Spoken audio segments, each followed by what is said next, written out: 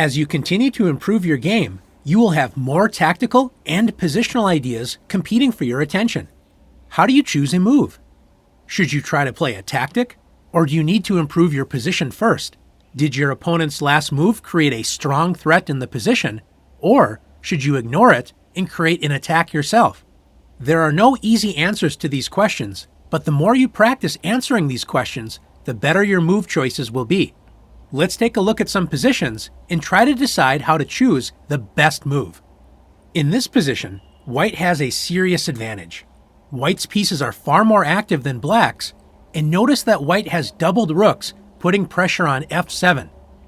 Black's king looks a lot weaker than white's king, and it looks like white has a crushing tactic. White plays rook takes f7 check, forcing king to h8.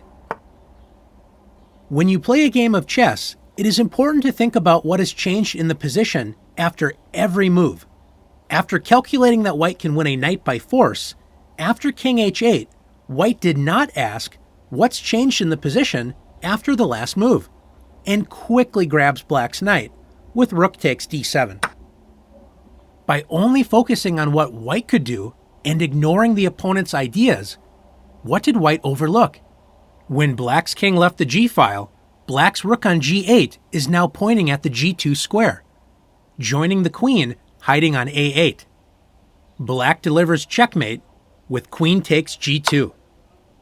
Let's see what white should have done instead. After king h8, once white notices what has changed, what should white do? Should white immediately block the queen's threat with knight to f3? This move is good, but can you see a way for white to defend against checkmate and threaten to checkmate black? That's right, queen to h3. White protects g2 and also threatens checkmate on the next turn.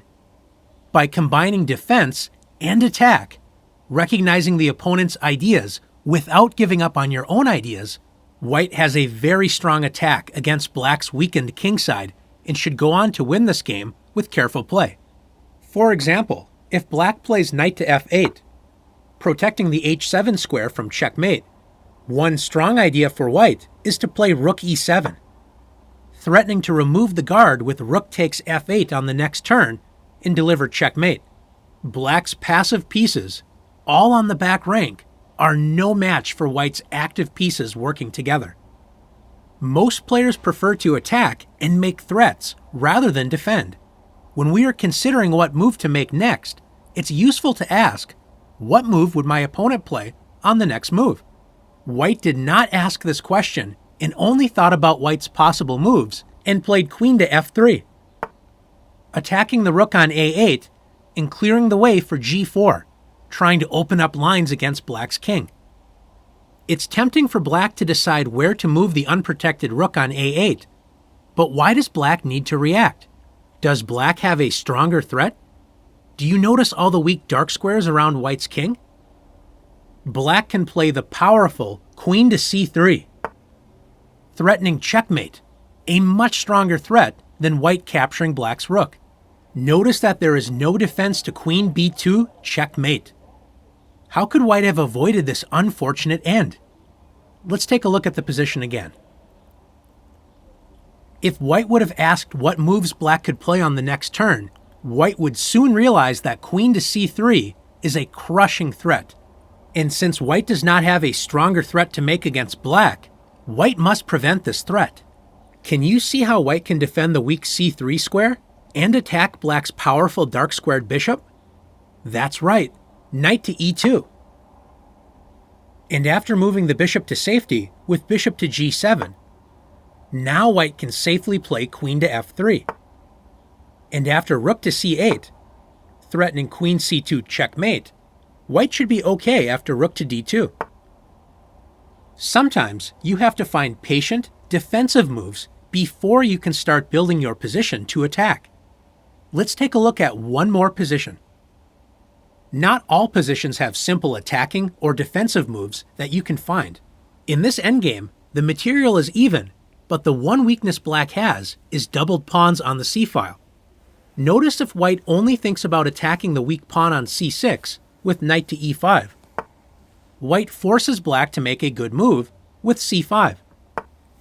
Black's main weakness in the position, the doubled pawns, will be fixed on the next turn with c takes d4, when black will have a very solid position.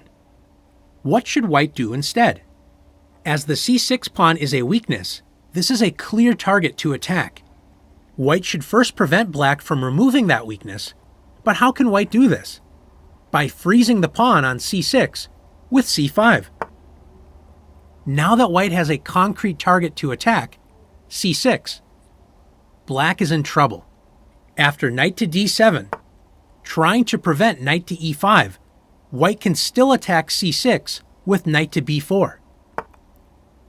And after knight to b8, white overwhelms black's defenses with knight e5. White will win the c6 pawn on the next turn and have good chances to win this endgame.